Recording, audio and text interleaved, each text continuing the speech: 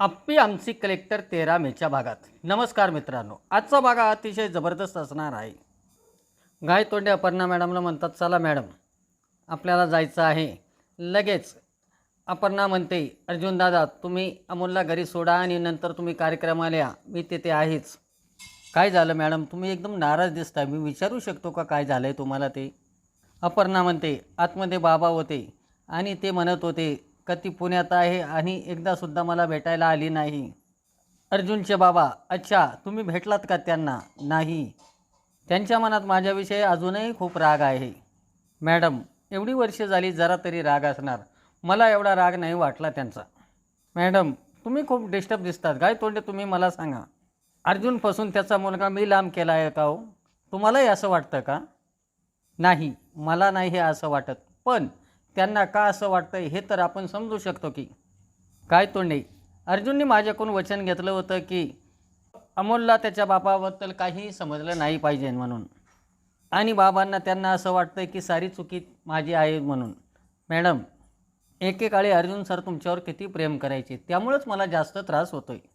Madam Arjun sir काय आणि त्यांचे बाबा काय, त्यांच्यामध्ये राग असणं साहजिकच आहे, हे तुम्हालाही माहिती आहे. ते दोघेही माणसं म्हणून किती उत्तम आहे. गायतोंडे मला कळतंय की यावर मी सल्ला देणं चुकीचं आहे, पण ही वैयक्तिक बाब आहे मॅडम.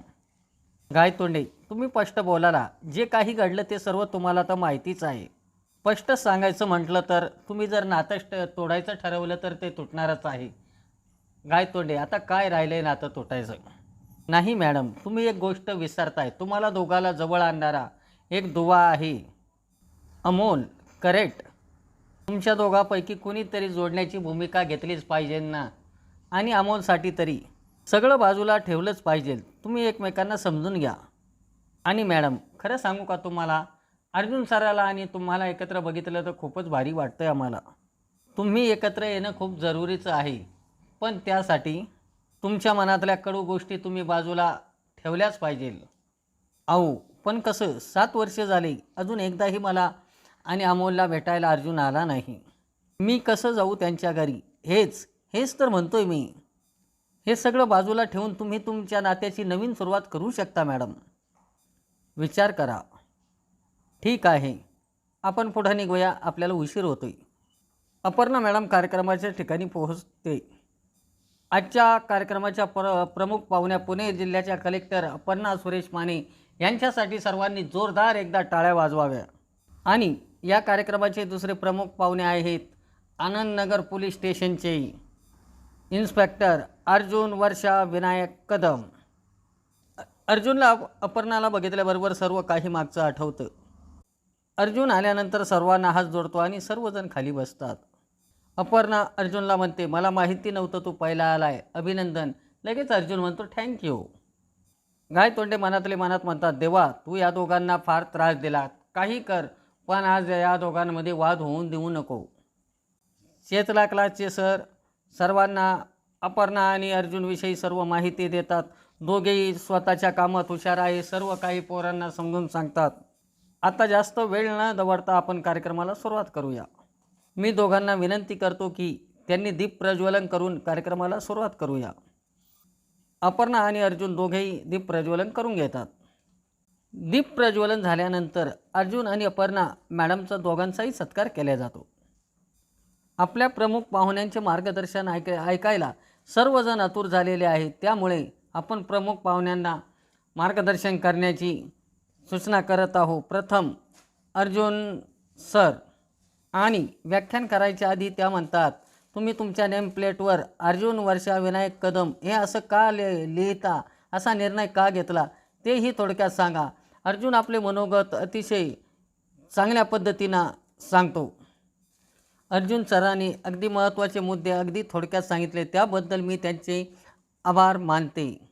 यानंतर आपल्या जिल्ह्याच्या कलेक्टर अपर्णा सुरेश माने यांनी आपले मार्गदर्शन करावे अशी मी त्यांना विनंती करते.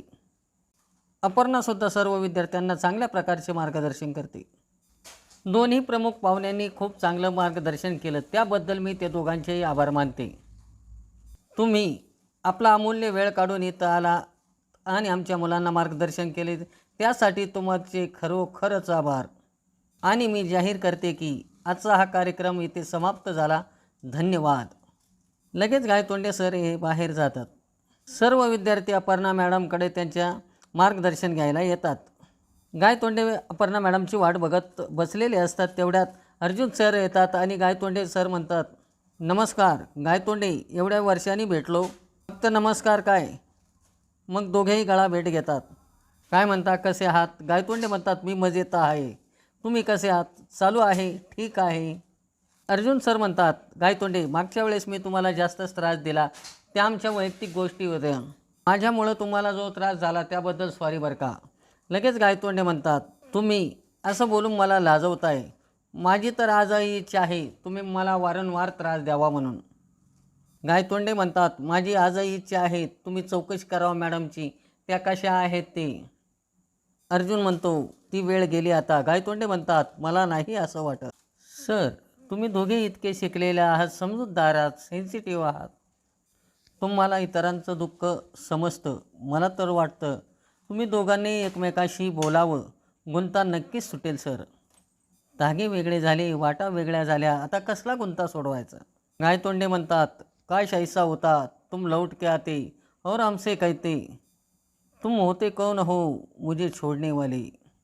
लगेच तेथे अपर्णा मॅडम येतात आणि गायतोंडेला म्हणतात, निघू आपण. हो. गायतोंडे गाडीमध्ये जाऊन बसतात. अर्जुन अपर्णाला म्हणतो, चांगली बोलली, छान बोलली. अपर्णा म्हणते, तुला बी प्रमुख पाहुणे म्हणून बोलवले, मला छान वाटलं. अपर्णा म्हणते, अर्जुन, गडावर तू माझ्या संग एवढा पोटतिडकीने भांडला, पण मी तुलाच दिलेले वचन पाळते हे तू विसरलास. मी काहीच विसरत नाही अपर्णा, पण भांडताना पूर्ण तुझं रोख माझ्यावरच होता ना. मी निघून गेले म्हणून अमोल तुझ्यापासून दुरावला ना, असं म्हणणं आहे ना तुझं. तू गेली नसतीस तर अशी परिस्थिती उद्भवली नसती. मी माझ्या मनाने गेली नव्हती. अपर्णा, तुझ्याकडे तुझी उत्तरे तयार आहेत, माझ्याकडे माझी उत्तरे तयार आहेत. असं नाही आई. अर्जुन म्हणतो, तसंच आहे. आईचं सत्य तुला सांगितलं नाही म्हणून तू अजून चिडलाय का माझ्यावर? अर्जुन म्हणतो, तुला काय वाटतं? प्रश्नावर प्रश्न नको ना करू. अर्जुन म्हणतो, इथून तर सुरुवात झाली ना आपली. आत्ता गायतोंडे म्हणत होती, तुम्ही दोघं समजूतदार आहात, बसा बोला, गुंता सुटेल. त्यांना म्हटलं मी, धागेच वेगळे झाले, आता कसला गुंता सुटणार? जाऊ दे ते आता. आता तरी तुला मान्य आहेत का तू तुझी तत्त्व सोडून वागलीस ते? लगेच अपर्णा म्हणते, मी तत्त्व सोडून नाही वागले अर्जुन. मी तुझ्यापासून ही गोष्ट लपून ठेवली, त्याचा तुला खूप त्रास होतोय हे कळतंय मला. त्यासाठी खरंच सॉरी. बाबांना आणि तुला त्रास व्हावा हा हेतू खरंच नव्हता माझा. माझ्यामुळे तुम्हाला दोघाला ही खूपच त्रास झाला आहे. येते मी. आजचा भाग कसा वाटला ते लाईक करा, शेअर करा आणि आमच्या चॅनलला सबस्क्राईब करा.